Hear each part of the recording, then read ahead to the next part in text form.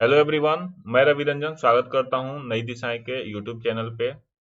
तो चलिए देखते हैं आज के इस वीडियो में क्या होने वाला है आपके लिए खास। तो इस वीडियो में मैं आपको वर्ड पावर से रिलेटेड जितने भी टाइप के क्वेश्चंस आते हैं, जैसे एंटोनिम्स हो गया, सिनोनिम्स हो गया, है ना, वन वर्ड सब्स्टिट्यूट हो गया, ठीक है, इडियम्स, फ्रेजेज की बात कर लें आप, ठीक है, फ्रेजल वर्ब्स हो गए अपने, है ना, ठीक है। तो इस तरीके के, या फिर आप स्पेलिंग मिस्टेक, ठीक है। आप अगर एसएससी के एक 25 नंबर के पेपर को देख लेते हैं, 25 नंबर यानी कि 25 क्वेश्चंस, ठीक है, तो 25 क्वेश्चन के पेपर में लगभग 24 मार्क्स तक, ठीक है, 24 मार्क्स यानी कि 12 से, ठीक है ना, 13 क्वेश्चंस कहाँ से आते हैं, डायरेक्ट वर्ड पावर से आते हैं, ठीक है। तो इसी में हम लोग देखेंगे कि कौन कौन से क्वेश्चंस किस किस प्रकार से आते हैं, या फिर किस तरीके से ये वीडियो आपकी मदद करने वाली है, इसमें आप आसानी से वर्ड्स को सीखेंगे। तो चलिए शुरू करते हैं। पहला जो स्लाइड है अपना इडियम्स एंड फ्रेजेस का, ठीक है। यहाँ पे हम लोग इडियम्स फ्रेजेस देख लेते हैं। इडियम्स फ्रेजेस की बात की जाए तो देखिए, पहला जो इडियम्स है अपने पास, अब ब्लास्ट लिखा है, ठीक है। ब्लास्ट का मतलब होता है किसी चीज का अचानक से विस्फोट है, जैसे आप सुने होंगे बॉम्ब ब्लास्ट, ठीक है, ठीक है। तो अब्लास्ट का यहाँ पे एक्चुअल मतलब क्या होगा, इडियोमेटिक मीनिंग क्या होगा, देख लीजिए, अ ग्रेट टाइम या फिर अ लॉट ऑफ फन। ये ग्रेट टाइम का मतलब होता है कि एक शानदार समय या फिर ढेर सारी मस्ती। आप याद कीजिए अपने कॉलेज के दिनों को, अपने स्कूल के दिनों को, उस टाइम आप क्या करते थे, बहुत मौज मस्ती किया करते थे, ठीक है।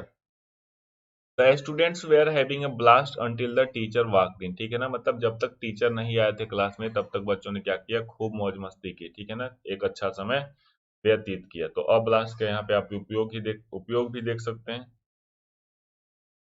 नेक्स्ट है अब ब्रिक, ठीक है ना। ब्रिक का मतलब होता है ईंट, जिससे हम लोग मकान बनाते हैं, ठीक है। तो ब्रिक का यहाँ पे मतलब हो जाएगा ईंट। इसका मीनिंग देख लेते हैं इंग्लिश में, अ डिपेंडेबल पर्सन या फिर अ फ्रेंड हु ऑलवेज हेल्प, ठीक है, एक भरोसेमंद व्यक्ति या फिर एक हमेशा मदद करने वाला मित्र, दोनों में से कोई भी इसका अर्थ हो सकता है, ठीक है। देखिए यहाँ पे प्रयोग कैसे किया गया, Santosh help me get through my divorce, ठीक है ना, हिज रियल ब्रिक, ठीक है ना, उसने क्या किया, उसको मदद की, इसलिए वह क्या है, एक सच्चा मित्र है, ठीक है। चलिए अगला देखते हैं। अबाइड से बना हुआ अगला वर्ड है अपना, अबाइड से, ठीक है ना। अबाइड से बना हुआ अगला फ्रेज है यहाँ पे, अबाइड बाई। अबाइड बाई का मतलब होता है टू कन्फर्म, ठीक है ना। देखिए अब कन्फर्म दो तरीके का होता है, एक होता है CONFIRM, इसका मतलब होता है आश्वस्त कर देना, और एक होता है कंफर्म, इसका मतलब होता है जो आपको बोला जाए उसको पालन करना, ठीक है। तो यहाँ पे एग्जांपल देख लीजिए, one should abide by rules, मतलब सबको क्या करना चाहिए, रूल को मानने चाहिए, ठीक। उसके बाद है एबॉर्टिव। एबॉर्टिव का मतलब होता है किसी चीज का क्या करना, बेकार हो जाना, ठीक है ना, बर्बाद कर। जैसे आप एक वर्ड सुने होंगे एबॉर्शन, ठीक है ना। एबॉर्शन क्या होता है, जब शिशु को पेट में ही मार दिया जाता है, ठीक है, तो उसको बोलते हैं एबॉर्शन, मतलब नुकसान कर देना किसी चीज का, साधारण से शब्दों में समझिए। तो एबॉर्टिव एफर्ट, एफर्ट का मतलब हो जाएगा कि बेकार की मेहनत, है ना, लेबर विदाउट सक्सेस, मतलब आप मेहनत तो किए जा रहे हैं लेकिन उसका कोई फल नहीं मिल रहा है, कोई उसका फायदा नहीं है। एग्जाम्पल देख लो, it is better to be successful in one game than to make abortive effort in all games, ठीक है ना, मतलब कहा जा रहा है कि सबसे अच्छा ये है कि आप एक ही गेम के लिए, एक ही चीज का, अब यहाँ पे गेम का मतलब सिर्फ गेम से ही नहीं, खेल से नहीं है ना, आप एक ही काम करें, मन से करें, ऐसा नहीं कि आप हर काम में अपना थोड़ा थोड़ा प्रयास करते रहें जिसका कोई रिजल्ट मिलना नहीं है।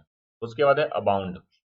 अबाउंड विथ या फिर अबाउंड इन, इसका मतलब होता है टू बी इन प्लेंटी, ठीक है। टू बी इन प्लेंटी का मतलब हो जाएगा बहुतायत में होना, मतलब जरूरत से ज्यादा होना, यानी कि जितनी रिक्वायरमेंट है उससे क्या होना चाहिए, ज्यादा होना चाहिए। देख लीजिए यहाँ पे दो एग्जांपल है, एक तो दिया है this pond abounds in fish, ठीक है, मतलब यह जो पॉन्ड है मछलियों से भरा हुआ है। Forest abound with wild beast, ठीक है ना, यहाँ पे क्या है, वाइल्ड बीस्ट से भरा हुआ क्या है, फॉरेस्ट है, ठीक। उसके बाद है नेक्स्ट।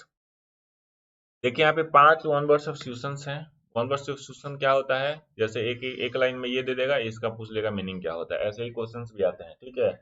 इसमें से कोई सा भी एक दे देगा ऊपर, और उसके बाद आपसे पूछ लिया जाएगा क्या, कि इसका आंसर क्या होगा। जैसे पहला वर्ड है अबाउट, ठीक है ना, एप्टायर, एप्टायर का मतलब होता है a place where animals are killed for food, ठीक है ना, जहाँ पे एनिमल को मारा जाता है खाने के पर्पज से, खाने के पर्पज से यानी आप अगर नॉन वेजिटेरियन है तो आपके लिए जहाँ पे मारा जाता है एनिमल को, उसको क्या बोलेंगे, एप्टायर, ठीक है। इसका मतलब होता है कसाई खाना या बुच्चर खाना, ठीक है ना, कसाई खाना, ठीक, जहाँ पे जानवरों की बलि दी जाती है या फिर बलि वेदी कह सकते हो। एबडक्शन, एबडक्शन का मतलब होता है act of carrying away unlawfully और बाय फोर्स, जबरदस्ती किसी से कुछ ले लेना, जिसको बोलते हैं छीन लेना, ठीक है, इसको बोलते हैं छिनौती, ठीक है, जब आप किसी का क्या करते हैं, कोई सामान छीन लेते हैं।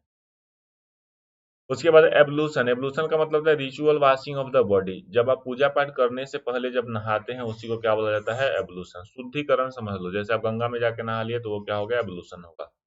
एबोरिजिनल्स और एबोरिजिन्स ये दो वर्ड हैं एक ही तरीके के, ये होता है people belonging to a region from earliest time, मतलब एक व्यक्ति है जो सालों साल से किसी एक पर्टिकुलर लोकेशन से बिलोंग करता है, ठीक। और एबोरिजिन्स का मतलब होता है original habitants of a country, किसी देश के जो ओरिजिनल लोग हैं, मतलब जो वहाँ पे बहुत ही लंबे समय से रहते आ रहे हैं, जिसको आप बोल सकते, इसका एक और मीनिंग, एक होता है आदिवासी भी है, इसका हो जाएगा नेटिव, ये जो काफी समय से वहां से रहते हुए आ रहे हैं।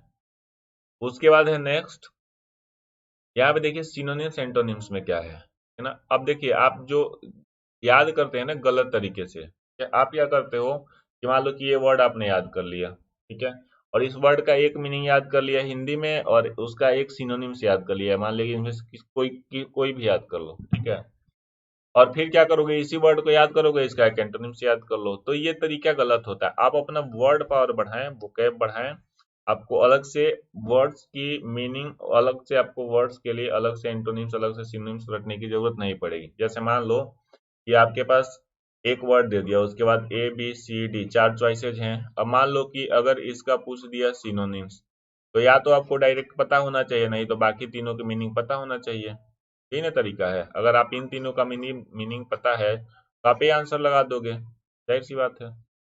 देखिए एब्रेशन का मतलब होता क्या है, जब सबसे पहले तो TION लगा हुआ शब्द काम करता है किसका, नाउन का, इसका मतलब है सही मार्ग से भटकना, पथभ्रष्ट हो जाना, विपथ गमन हो जाना, अनियमितता, भिन्नता, पागलपन या फिर झपकना, ठीक। फिनिश रहेगा इसका एनोमेली, डेविएशन, डिस्टॉर्शन, डाइवर्जेंस, आपको सब याद नहीं करता है, दो बार चार बार आप रिपीट करके देखते रहिए, आपको आसानी से सारी चीजें दिमाग में आ जाएंगी, ठीक है।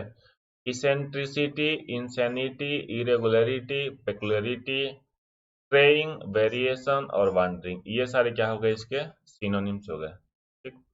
यहीं पे बात करें अगर एंटोनिम्स की तो हो जाएगा कूलनेस, कूलनेस का मतलब होता है सामान्य, एकदम सामान्य रखना, शांत रहना, ठीक है, जैसे आप बोलते हैं ना किसी को कूल डाउन मतलब शांत हो जाओ। उसके बाद है फर्मनेस, ठीक है, क्या बोलते हैं इसको, स्थायित्व तो हो जाना है, स्थिर हो जाना, फिर दृढ़ हो जाना। रेशनलिटी मतलब तार्किकता से सोचना, रेगुलरिटी मतलब हो जाएगा रेगुलर रहना, नियमित रहना। रिजिडिटी का मतलब होता है टिके रहना, बने रहना, ठीक है। सैनिटी का मतलब होता है विवेक से काम करना। सोबरिटी का मतलब होता है किसी चीज में तत्पर रहना, लगे रहना, ठीक है। तो ये सारे क्या हो गए, इसके एंटोनिम्स हो गए, ठीक है। तो एक वर्ड हुआ अब्रेशन, दूसरा देख लेते हैं।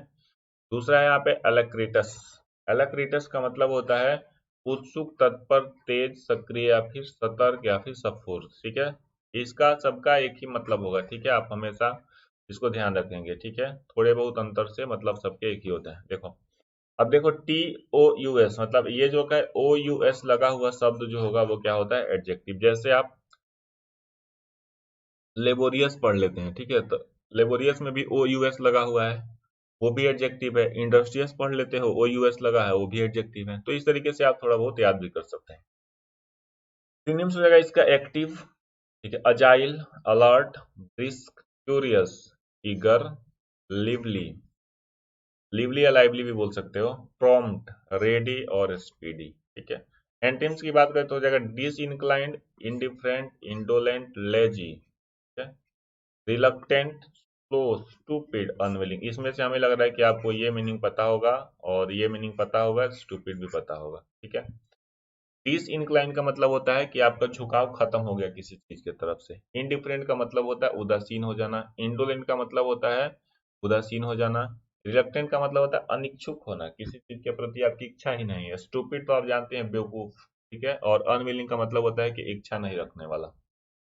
उसके बाद देख लेते हैं नेक्स्ट, एब्जॉर्ब्ड। एब्जॉर्ब जो होता है, देखो अब ये जो है वर्ब के तीसरे फॉर्म का बना हुआ एडजेक्टिव है, तो वर्ब का तीसरा फॉर्म भी एडजेक्टिव की तरीके से प्रयोग किया जाता है। इसका मतलब हो गया लीन, तन्मय, तल्लीन, आत्मसात, विलीन, समाविष्ट, मगन, ठीक है। सिनोनिम्स देख लीजिए, एसिमिलेटेड हो जाएगा, ठीक है ना, consumed, engage, engrossed, engulfed, merged. Antonyms की बात करें तो प्लीज्ड, डिसग्रॉस, डिसगॉट, dispersed, dissipated, ejected, emitted, excluded, और क्या हो जाएगा एक्सक्लूडेड। एक्सक्लूडेड का मतलब होता है किसी चीज को क्या कर देना, आउट कर देना, ठीक। और एक हो गया क्या यहाँ पे एक्सक्लूड। उसके बाद देखते हैं नेक्स्ट। अब यहाँ पे देखिए 3 स्पेलिंग है, ठीक है ना, ये आपके लिए होमवर्क है, ठीक है। आप देखो, सबसे पहले तो ये स्पेलिंग लिखा हुआ है, ये पूरी तरीके से सही है, मतलब ये जो स्पेलिंग लिखा हुआ है स्पेलिंग करेक्ट है, लेकिन होमवर्क क्या है, होमवर्क ये है कि आपको इसका मीनिंग क्या करना है, घर पे डिक्शनरी में ढूंढना है, ठीक है। आप किसी भी मोबाइल के भी डिक्शनरी से आप इसको क्या कर सकते हो, ढूंढ सकते हो। और क्या करना, इसको कहीं पे लिखते जाना है ना, हर वीडियो में आपको ऐसे ही तीन चार करके स्पेलिंग मिस्टेक्स मिलेंगे, ठीक है। ये ऐसे ही वर्ड्स आते हैं जहाँ पे कंफ्यूजिंग ज्यादा हो, जैसे देख लो RES के बाद सी यहाँ पे भी है, आई के बाद ES से प्रयोग किया गया है, यहाँ पे देख लो ई के बाद आई प्रयोग किया, तो यहीं पे क्या करता है ना कि आई की जगह पे ई और ई की जगह पे आई दे दिया जाएगा, यहाँ पे भी वही होगा, ई की जगह पे आई कर दिया जाएगा। यहाँ पे क्या करता है कि सी के बाद एस और एस के बाद सी कर देगा। तो ऐसे ही आपसे एग्जाम्स में क्वेश्चन दिए जाते हैं, ठीक है। तो आपके लिए होमवर्क सिर्फ इतना सा है कि आप इसका मीनिंग ढूंढ लेंगे डिक्शनरी से। मोबाइल में भी डिक्शनरी डाउनलोड कर सकते हो, एक डिक्शनरी होती है यू डिक्शनरी, आप इसको डाउनलोड कर लीजिए, बहुत अच्छी डिक्शनरी है।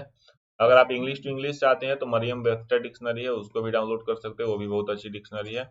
और क्या करना कि इस तीनों का मीनिंग है ना, कमेंट बॉक्स में जरूर बताना, कमेंट, ठीक है। तो आज के वीडियो में इतना ही, जल्दी मिलते हैं अगले वीडियो में। Thank you very much.